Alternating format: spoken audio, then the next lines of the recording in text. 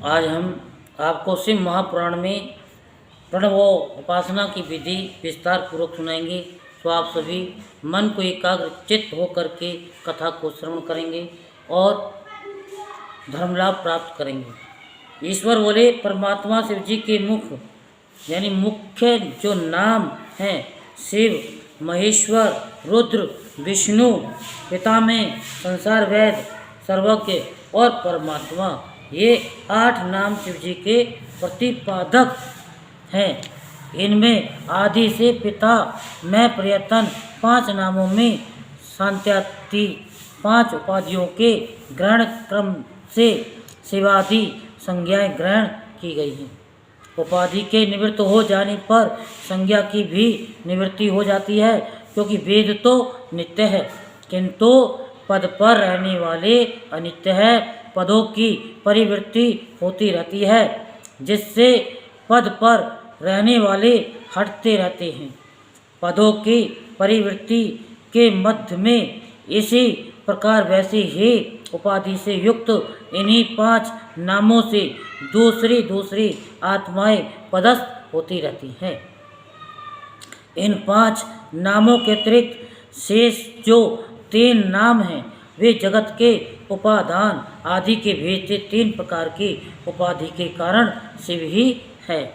उन शिव में अनादि मल के संश्लेषण का पूर्व से ही अभाव होने से वे अत्यंत परिशुद्ध आत्मा वाले हैं, इसलिए उन्हें शिव नाम से जाना जाता है। अथवा सभी कल्याणकारी गुणों का घनीभूत एकमात्र आधार होने से ही ईश्वर को शिव तत्व के ज्ञाता पुरुष शिव कहते हैं।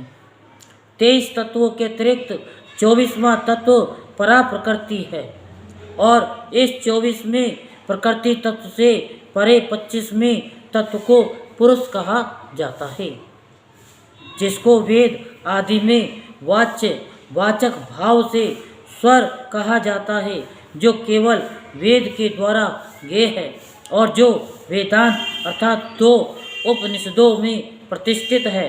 वही प्रकृति में लीन होकर प्रकृति का भोग करता है। उस प्रकृति लीन पुरुष से जो परे है वही महेश्वर जाने जाते हैं, क्योंकि पुरुष और प्रकृति की प्रवृत्ति उसके अधीन है। अथवा अवय त्रिगुण तत्व ही माया है। माया ही प्रकृति है और जिसकी वह माया है उसी माई को महेश्वर जानना चाहिए, क्योंकि उन अनंत महेश्वर को प्राप्त कर लेने पर वे माया से मुक्त कर देते हैं। वृत्त को दुख अथवा दुख का कारण कहा जाता है, उसे वे प्रभाव संपन्न तथा जगत के परम कारण भगवान शंकर विनिष्ट कर देते हैं, अतः उनको रुद्र कहा जाता है। शिव तत्व से लेकर पृथ्वी तत्व पर्यंत समस्त शरीरों में घटाकाशवत शिवजी व्यापक होकर स्थित हैं, अतः उन्हें विष्णु कहा जाता है। संसार को उत्पन्न करने वाले पितृ स्थानीय समस्त शरीरधारी ब्रह्मादिकों के भी पिता होने से वे पिता में कहे गए हैं। जिस प्रकार निदान जानने वाला वैद्य चिकित्सीय उपायों तथा औषधियों से रोग को नष्ट कर देता है, उसी प्रकार मोक्ष तथा भोग देकर स्थूल संसार से सर्वदा मुक्त कर देने वाले उन जगदीश्वर को समस्त तत्वार्थ विदों ने संसार का वैद्य कहा है। शब्दादि 5 विषयों के ज्ञान के लिए यद्यपि जीव को इंद्रियां प्राप्त हैं, तथापि तीनों कालों में होने वाली स्थूल तथा सूक्ष्म क्रियाओं को मार्याण मल से आवृत मलिन वह जीव समग्रता जानने में समर्थ नहीं होता। सिद्ध साध्यादि सभी पदार्थों को ज्ञान कराने वाली इंद्रियों से रहित होकर भी सदा शिव जो वस्तु जिस रूप में स्थित है उसे उसी रूप में बिना यत्न के ही जान लेते हैं, इसलिए उन्हें सर्वज्ञ कहा जाता है। वे इन सर्वज्ञत्व आदि गुणों से नित्य युक्त हैं, सर्वात्मय स्वरूप है, उनमें अपनी आत्मा तथा परमात्मा का भेद नहीं रहता, इसलिए वे शिव स्वयं परमात्मा हैं। इस प्रकार प्रणव स्वरूप वे परमात्मा की स्तुति कर उनके सन्मुख अर्घ तथा पाद प्रदान करके बाद में ईशान के मस्तक पर एकाग्रचित हो ओंकार मंत्र से देवेश का अर्चन करे और पूजा के पुष्पों को लेकर अंजलि बांधकर बाईं ओर की नासिका के मार्ग से उन्मनी नाड़ी प्रयत्न शिव को ले जाकर दाहिने नासापुट के मार्ग से देवी को ले जाकर मैं ही शिव हूँ, इस प्रकार की भावना कर शिव जी से तदात्म में स्थापित करके सभी आवरण देवगणों का हृदय में ध्यान करें और इसके बाद क्रम से गुरु तथा विद्या की पूजा कर शंकुरूप अर्घपाद से अर्घपाद आदि प्रदान करके मंत्र द्वारा हृदय में न्यास करें। तत्पश्चात निर्माल्य को सदाशिव के समक्ष हे चंडीश्वर को अर्पित कर उन्हें प्राणायाम करके ऋषि आदि का उच्चारण करें। इस प्रकार मैंने कैलाश प्रस्तर नामक मंडल का वर्णन किया। इसी प्रक्रिया से नित्य पक्ष में महीने 6 मास पर वर्ष में या चातुर्मास्य आदि पर्व में आस्तिक पुरुष मेरे लिंग की पूजा अवश्य करें। हे महादेवी, इस विषय में कुछ लोगों का विशेष विचार यह भी है कि दीक्षा के दिन गुरु के साथ पूजित लिंग को हाथ में ग्रहण करे और कहे कि मैं प्राणक्षय प्रयत्न निरंतर शिव जी की पूजा करता रहूँगा। इस प्रकार 3 बार गुरु के निकट प्रतिज्ञा करके प्रिय पूर्वोक्त विधि से शिव जी का नित्य पूजन करे। अर्घोदय के द्वारा लिंग के मस्तक पर अर्घ समर्पित करे और प्रणव से पूजन कर धूप दीप तथा अन्य उपचार अर्पित करे। ईशान दिशा में चंड की पूजा कर उन्हें निर्माल्य निवेदित करे। वस्त्र द्वारा छाने गए जल से लिंग और वेदी का प्रक्षालन करे। फिर लिंग के मस्तक पर ओंकार का उच्चारण कर पुष्प अर्पित करके आधार शक्ति से आरंभ कर शुद्ध विद्यासन प्रयत्न शक्तियों का मन में स्मरण कर परमेश्वर को स्नान कराए। अपने ऐश्वर्य अनुसार पंचगव्य आदि द्रव्यों से अथवा सुगंधित द्रव्य से वासी शुद्ध जल से पवना सूक्त द्वारा तथा रुद्र सूक्त के द्वारा अथवा नील सूक्त से या त्वरित सूक्त से अथवा साम वेद के मंत्रों से अथवा सद्धोजातादि 5 मंत्रों से अथवा ओम नमः शिवाय इस मंत्र से या प्रणव से शिव जी को स्नान कराए।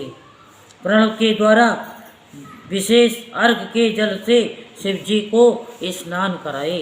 इसके पश्चात वस्त्र के द्वारा लिंग का प्रोक्षण कर सुगंधित पुष्पों को लिंग के ऊपर चढ़ाए तथा पीठ पर लिंग को स्थापित कर सूर्य आदि का अर्चन करे।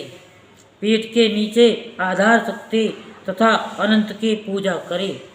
इसके पश्चात उसके ऊपर सिंहासन रखकर यथाक्रम उसका भी पूजन करे।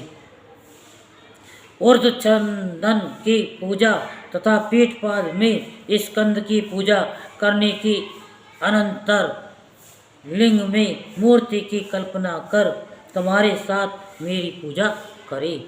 ये सब कार्य यदि मेरे ध्यान में तत्पर हो भक्ति पूर्वक करे। हे प्रिय, पूजा की यह अति गुह्य विधि मैंने तुमसे कही, इसे यत्नपूर्वक गुप्त रखना चाहिए और जिस किसी को नहीं दे देना चाहिए। मेरे भक्त तथा राग रहित यति को ही इसे प्रदान करें। गुरु भक्त शांत चित्त तथा मेरी प्राप्ति के लिए योग पारायण यति को ही इसे प्रदान करें। किंतु मेरी आज्ञा का उल्लंघन कर जो बुद्धिहीन इसे अपात्र को देता है वह मेरा द्रोही है और वह नरक में जाएगा, इसमें संदेह नहीं है। हे देवेशी, इस पूजा को जो मेरे भक्तों को देता है वह मेरा प्रिय होता है। वह इस लोक के सभी भोगों को भोग कर अंत में मेरा सानिध्य प्राप्त कर लेता है। व्यास जी बोले, हे मुनिगणों, शिव जी के इस प्रकार के वचन को सुनकर अति प्रसन्न हृदय वाली परमेश्वरी पार्वती वेदार्थ युक्त अनेक प्रकार के स्तोत्रों से स्तुति कर तथा अपने पति के श्री संपन्न चरण कमलों में प्रेम पूर्वक नमस्कार कर बहुत ही हर्षित हुई।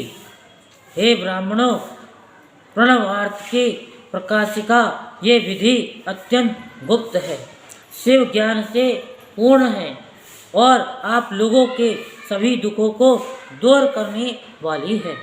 सूत जी बोले, हे मुनि श्रेष्ठो, इस प्रकार कहकर महातपस्वी पाराशर पुत्र व्यासदेव वेद वेता महर्षियों से परम भक्ति पूर्वक पूजित हो शिव जी का स्मरण कर उस तपोवन से कैलाश पर्वत की ओर चले गए। ऋषिगण भी प्रसन्नचित होकर यज्ञ के अंत में उत्तम भक्ति भाव पूर्वक चंद्रशेखर परमेश्वर शंकर का पूजन कर यमादि योगों में तत्पर हो शिव ध्यान पारायण हो गए। हे मुनि श्रेष्ठो, इस कथा को देवी ने स्कंद ने नंदी से, भगवान नंदी ने मुनिवर सनत कुमार से कहा था और सनत कुमार ने भगवान वेद व्यास से कहा था। इसके पश्चात उन महातेजस्वी व्यास जी द्वारा ये पवित्र प्रसंग मैंने प्राप्त किया। हे मुनिश्रेष्ठ, मैंने ये गुहे यानी गुप्त से गुप्त तथा शिव प्रिय चरित्र आप लोगों को शिव भक्त जानकर भक्ति पूर्वक सुनाया है। शिव जी को प्रिय अत्यंत गुप्त तथा प्रणवार्थ प्रकाशक जो ये चरित्र है उसे आप लोगों को भी शिव जी के चरणों में भक्ति रखने वाले शांत चित्त यति को ही देना चाहिए। प्राण वेताओं में श्रेष्ठ सूत इस प्रकार कहकर तीर्थ यात्रा के प्रसंग से पृथ्वी पर भ्रमण करने लगे।